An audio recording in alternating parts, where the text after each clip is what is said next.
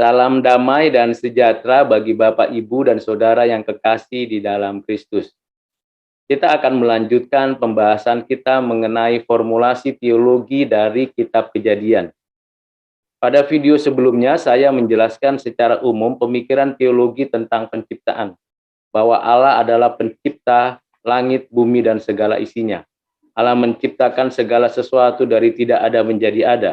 Allah menciptakan dengan firman-Nya, dengan kualitas kebaikannya, dan teratur. Dan tujuan dari semua ciptaan Allah ini adalah untuk memuliakan Allah sendiri. Pada video yang kedua ini, saya ingin menjelaskan tentang pemikiran teologi, formulasinya mengenai penciptaan manusia. Seperti kita ketahui, teori evolusi begitu populer di dalam kalangan akademis maupun secara umum. Ada banyak orang berpendapat dan banyak orang juga masih memegang pemikiran bahwa manusia itu berasal dari satu sel yang berevolusi menjadi primata dan akhirnya menjadi manusia. Secara historis tidak ada bukti-bukti yang menunjukkan bahwa manusia adalah makhluk primata. Dan secara fosil atau penemuan arkeologi tidak ada yang menunjukkan bahwa manusia adalah berasal dari simpanse atau primata yang lain. Faktanya manusia adalah manusia yang berbeda dengan binatang apapun yang nampaknya mirip tetapi sangat berbeda, baik dalam postur struktur anggota tubuhnya, volume otaknya, maupun tatanan yang ada dalam diri manusia. Manusia juga berbeda dengan malaikat yang adalah makhluk roh yang tidak memiliki tubuh jasmani seperti manusia, dan tentu berbeda dengan tumbuhan dan dengan materi-materi lain. Manusia makhluk yang istimewa, yang spesial, yang diciptakan Tuhan Allah menurut gambar rupanya. Manusia sebagai ciptaan memiliki kemampuan, kesadaran bahwa dirinya adalah ciptaan, yang sadar betul bahwa ia bergantung sepenuhnya kepada Tuhan Allah, dan sekaligus saat yang sama manusia membutuhkan ciptaan yang lain, karena ada dalam satu sistem kehidupan. Manusia membutuhkan udara, air, dan daya gravitasi bumi. Manusia membutuhkan tumbuh-tumbuhan dan hewan untuk dinikmati dan dimakan. Bahkan manusia secara langsung atau tidak langsung berinteraksi dengan malaikat. Bapak, Ibu, Saudara yang kasih dalam Kristus, manusia diciptakan menurut gambar rupa Allah. Artinya manusia diciptakan memiliki suatu keunikan dan kekhususan sebagai gambar rupa Allah.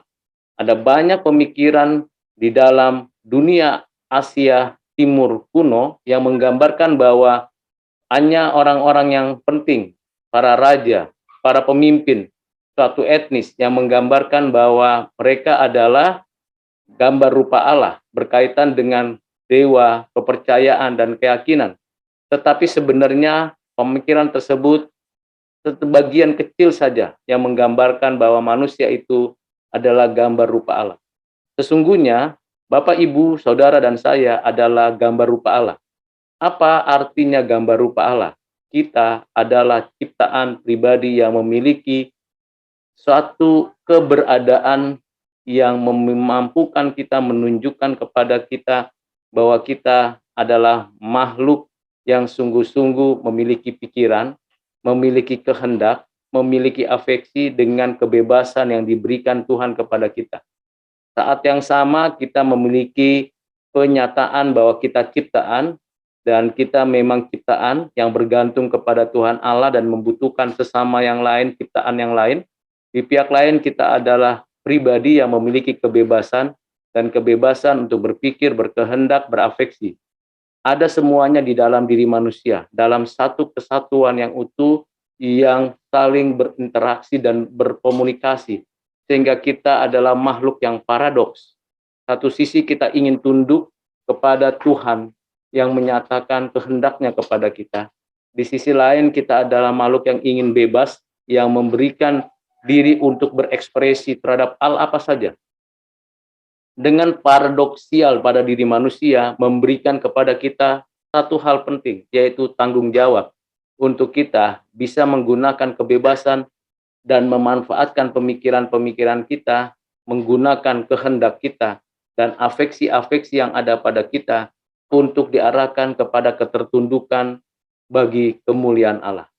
Sebenarnya kalau kita ingin memperhatikan bagian penting paradoksial daripada sebagai ciptaan dan sebagai pribadi, maka kita sebagai gambar rupa Allah memiliki koneksitivitasnya. Ada satu interrelasi di dalam hubungan sebagai ciptaan dan pribadi, yaitu kita diberikan tanggung jawab untuk menata layan di bumi ini.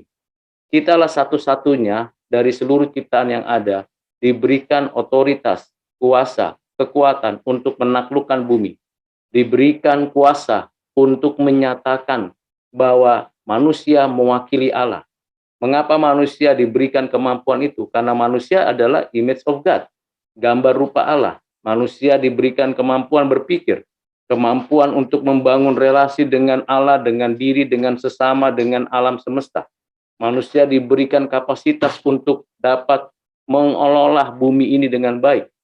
Dengan demikian manusia sebagai wakil Allah menunjukkan manusia itu sangat spesial di hadapan Tuhan Allah. Bisa dikatakan manusia itu benar-benar memiliki satu kemungkinan untuk berkuasa sepenuhnya atas bumi. Namun kenyataannya tidak demikian, karena manusia sudah jatuh dalam dosa. Arahnya, strukturnya sudah rusak dan kacau. Tetapi sebagai manusia, sebagai ciptaan, sebagai pribadi yang interkoneksinya adalah image of God pada diri manusia, itu tidak pernah hilang. Kita sebagai ciptaan pada posisinya tidak pernah hilang. Buktinya kita terus mencari, berupaya untuk menundukkan diri kepada Allah, menyatakan bagaimana kita menundukkan diri kepada Allah. Di pihak lain, kita sebagai manusia juga diberikan satu kemungkinan untuk bebas berekspresi apa saja, mengungkapkan pemikiran apa saja. Interkoneksi itu ada di dalam diri manusia sebagai gambar rupa Allah. Walaupun sudah berdosa, walaupun sudah rusak, walaupun arah dan strukturnya tidak seperti yang Tuhan kehendaki, kita bersyukur kepada Tuhan masih ada kesempatan untuk memperbaiki wajah bumi yang sudah rusak oleh karena kejahatan manusia. Manusia mengeksplorasi bumi ini, bahkan mengeksploitasi bumi ini tanpa perawatan, tanpa pemeliharaan, bahkan mencemari bumi dengan hasil karya manusia sendiri. Sehingga kita bisa menyaksikan bagaimana banjir terjadi, bagaimana sampah plastik ada di mana-mana, dan bagaimana manusia melakukan tindakan amoralitas terhadap diri sesamanya.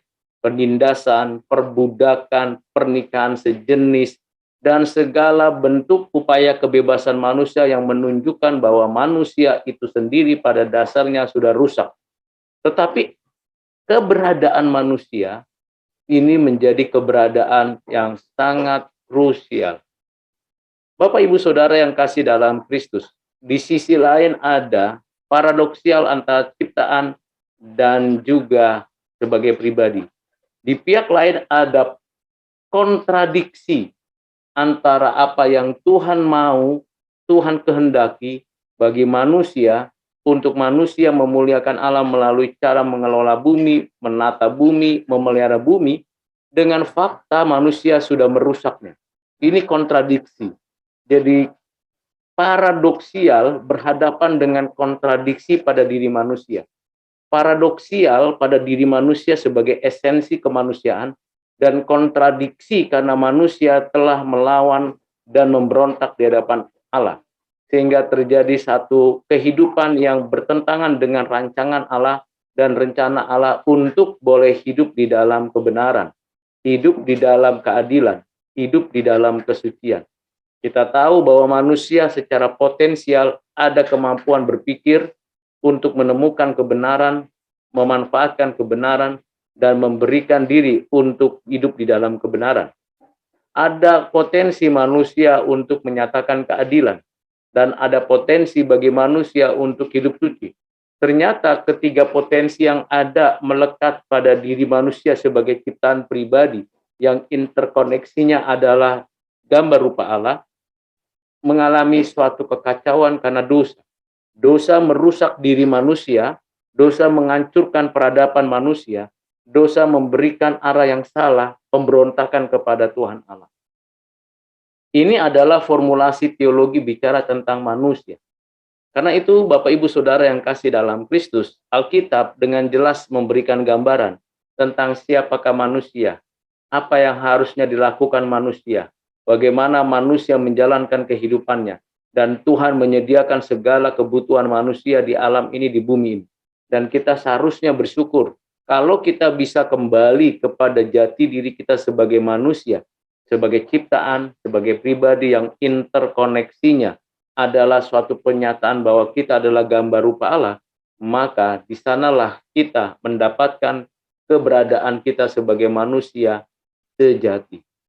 Siapakah manusia sejati? Yang menunjukkan bahwa kita ini adalah orang-orang yang betul-betul menggambarkan paradoksial yang memuliakan Allah, bukan kontradiksi yang memberontak kepada Allah, yaitu mereka yang ditebus oleh Kristus yang telah menerima anugerah melalui karya Roh Kudus, dan kita menikmati segala pembaharuan hidup. Disinilah kita mendapatkan dua prinsip penting. Pada mulanya manusia itu adalah ciptaan pribadi menurut gambar rupanya, tetapi telah jatuh, telah gagal, telah rusak, dan terjadi kontradiksi antara diri manusia dengan dirinya, diri manusia dengan alam, dengan sesama, dengan Allah, sehingga terjadi kekacauan. Tapi di pihak lain kita bisa lihat bagaimana Allah dengan inisiatif kasih dan anugerahnya menebus kita dan memulihkan kita. Gambar rupa Allah pada diri kita dipulihkan secara perlahan, progresif, sehingga kita akan dikembalikan, bahkan lebih daripada itu. Kita akan mengoptimalkan sebagai ciptaan pribadi yang pada dirinya adalah gambar rupa Allah. Inilah formulasi teologi yang perlu kita renungkan dan pikirkan, dan bagaimana kita mempraktekkannya.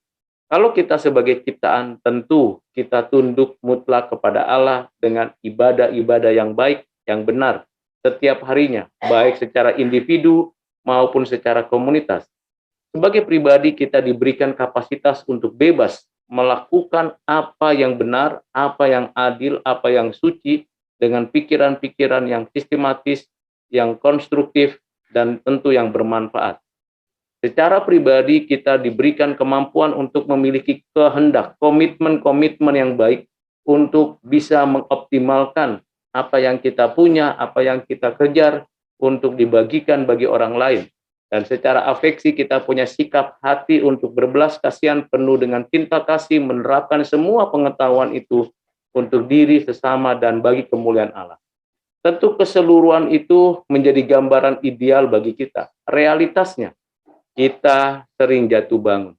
Sekalipun Bapak, Ibu, Saudara, dan saya adalah orang percaya yang mengaku sebagai Kristen, yang memiliki keyakinan yang sungguh-sungguh, memiliki hidup yang dipenuhi dan dipimpin oleh Roh Kudus, ingatlah kita belum sempurna. Karena kejatuhan kita begitu rupa dalamnya, dan proses kita mengalami suatu proses pengudusan yang begitu sulit, tidak mudah, kita sering jatuh bangun. Dalam proses itulah kita selalu berharap dan bergantung sepenuhnya kepada Tuhan sampai selama-lamanya. Satu sisi kita ingin supaya apa yang kita pikirkan itu dapat terbebas dari semua pencemaran pikiran dunia, kuasa gelap, dan orang-orang jahat. Tapi di pihak lain kita sadar bahwa kita ada di tengah-tengah dunia yang fana ini. Inilah kehidupan kita yang sesungguhnya.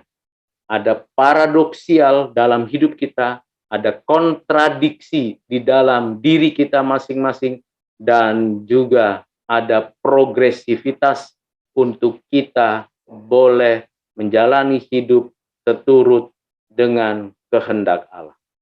Mari kita menempatkan diri dengan tepat dan memahami gambaran yang utuh dari tiga hal tersebut. Kiranya dengan pembelajaran pada video formulasi teologis mengenai manusia ini, kita akan makin menyadari siapa diri kita. Tuhan Yesus memberkati. Amin.